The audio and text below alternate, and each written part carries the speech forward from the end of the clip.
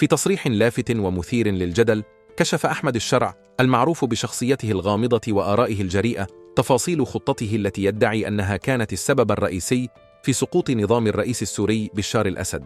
الشرع الذي طالما أثار الجدل بمواقفه الصادمة تحدث لأول مرة بشكل موسع عن الكواليس التي أحاطت بهذا الحدث التاريخي، مؤكداً أن ما قام به لم يكن مجرد خطة عادية، بل كان أشبه بلعبة شطرنج على رقعة من النار.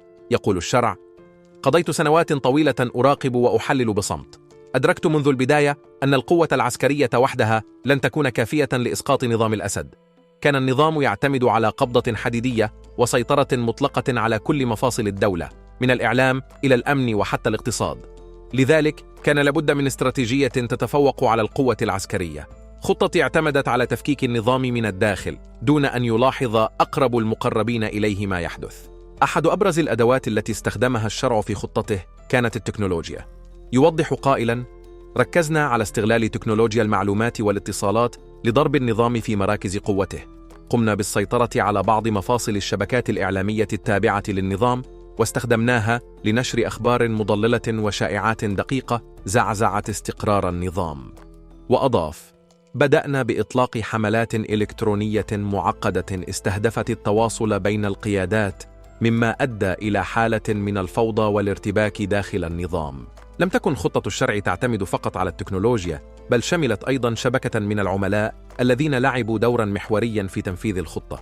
يقول: عملت على تكوين شبكة واسعة من الأشخاص داخل النظام وخارجه، كل فرد كان يؤدي دوره ببراعة فائقة، سواء بتقديم معلومات دقيقة أو ببث أخبار مزيفة لإحداث الفوضى. وأضاف: حتى داخل النظام استطعنا زرع أشخاص موثوقين يظهرون ولاء كاملا، ولكنهم في الحقيقة كانوا ينقلون معلومات حساسة لنا ويشاركون في إضعاف النظام من الداخل. واحدة من أبرز تكتيكات الشرع كانت استخدام الشائعات لإرباك النظام. يشرح ذلك قائلا: قمنا بنشر أخبار عن انشقاقات وهمية داخل القيادات العليا، بالإضافة إلى الحديث عن صراعات داخلية بين أركان النظام. هذه الأخبار لم تكن مجرد إشاعات عابرة، بل كانت تبدو وكأنها صادرة من مصادر موثوقة، مما أدى إلى تفاقم حالة الشكوك بين القادة. الإعلام لعب دورا محوريا في تنفيذ خطة الشرع. يقول: الإعلام ليس مجرد أداة لنقل الأخبار، بل هو سلاح نفسي قوي. استغللنا الإعلام لتضخيم أخطاء النظام وإظهار ضعفه أمام الشعب والعالم. ركزنا على خلق روايات تثير الخوف والشكوك، ليس فقط بين قادة النظام، بل أيضا بين صفوف الشعب. في تصريحاته كشف الشرع عن حصوله على دعم دولي ساعد في تنفيذ خطته.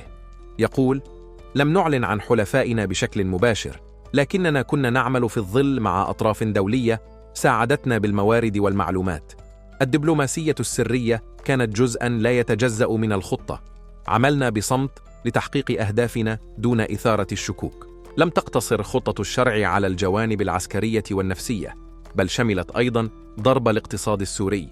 يقول: ركزنا على استنزاف موارد النظام الاقتصادية، ليس فقط من خلال العقوبات الدولية، بل أيضاً عبر استهداف القطاعات الحيوية مثل النفط والغاز.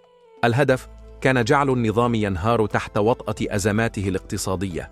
وفي حديثه عن اللحظات الأخيرة لانهيار النظام قال الشرع: كان كل شيء مخططاً بدقة. في إحدى الليالي أطلقنا سلسلة من العمليات الإلكترونية التي شلت قدرة النظام على التواصل مع قواته ومع شعبه. بالتزامن مع ذلك نفذنا سلسلة من التحركات الميدانية التي أدت إلى حالة من الفوضى العارمة داخل البلاد. وأضاف: ما زاد من انهيار النظام هو الشكوك التي تسربت بين القادة. بدأ الجميع يشكك في ولاء الآخر، مما أدى إلى حالة من الشلل التام داخل القيادة.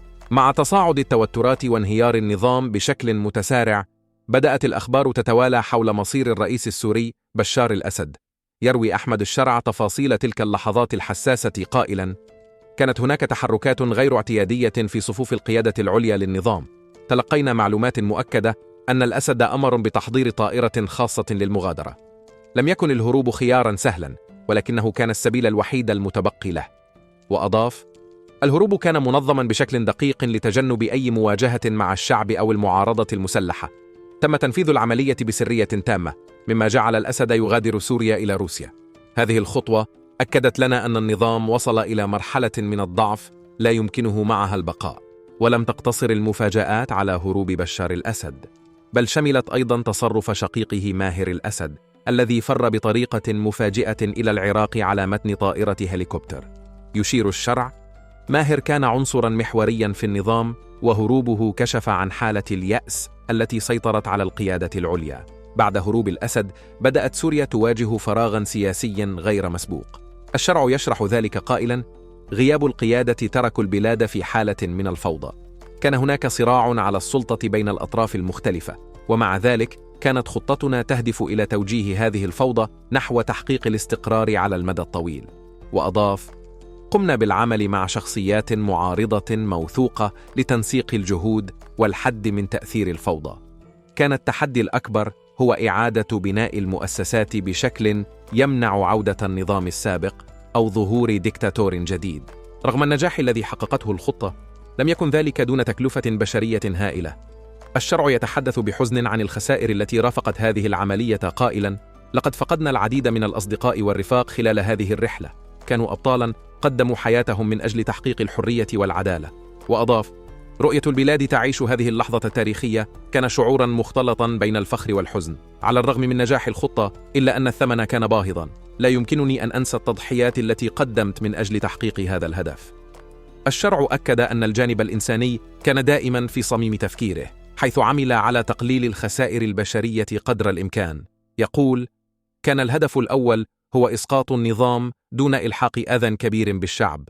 رغم ذلك، لم يكن بالإمكان تجنب جميع الخسائر. يعتبر أحمد الشرع أن سقوط نظام بشار الأسد ليس سوى بداية لرحلة طويلة. يقول: التحدي الحقيقي بدأ بعد سقوط النظام. كنا ندرك أن إعادة بناء سوريا ستحتاج إلى جهود ضخمة وتعاون بين مختلف الأطراف. وأوضح: ركزنا على تأسيس قاعدة سياسية جديدة تقوم على العدالة والمساواة. بدأنا بتشكيل مجالس محلية لإدارة المناطق المحررة، مع التأكيد على أهمية التعليم وبناء جيل جديد قادر على قيادة المستقبل. وأضاف الشرع: لا يمكننا أن نكرر أخطاء الماضي، علينا أن نتعلم من التجربة ونضمن أن تكون سوريا الجديدة مبنية على أسس ديمقراطية تضمن حقوق الجميع. في حديثه عن دور المجتمع الدولي، قال الشرع: كان الدعم الدولي مهما في إسقاط النظام، ولكنه سيكون أكثر أهمية في مرحلة إعادة البناء. نحن بحاجة إلى دعم اقتصادي وسياسي كبير لإعادة الحياة إلى البلاد. وأكد على أهمية الشراكة مع الدول الداعمة للثورة، قائلاً: لن نتمكن من تحقيق الاستقرار دون مساعدة أصدقائنا في المجتمع الدولي. نحن بحاجة إلى الاستثمار في البنية التحتية والتعليم والصحة لبناء مستقبل أفضل. أحمد الشرع اختتم حديثه برسالة أمل للمستقبل قائلاً: رغم كل التحديات، أنا واثق أننا سنبني سوريا جديدة. الشعب السوري يستحق مستقبلاً أفضل، وسنعمل معاً لتحقيق ذلك. وأضاف: هذه ليست النهاية، بل بداية لمرحلة جديدة من النضال. علينا أن نضمن أن تكون سوريا الجديدة مكاناً يتسع للجميع، حيث يعيش الناس بكرامة وعدالة. بكل ما تحمله قصة الشرع من تفاصيل مثيرة، تبقى هناك العديد من التساؤلات التي قد لا نجد لها إجابات في الوقت الحالي. ولكن ما يبدو واضحاً هو أن سقوط النظام السوري لم يكن مجرد نتيجة للقوة العسكرية، بل كان ثمرة لخطة معقدة ودقيقة قلبت موازين القوى بشكل جذري.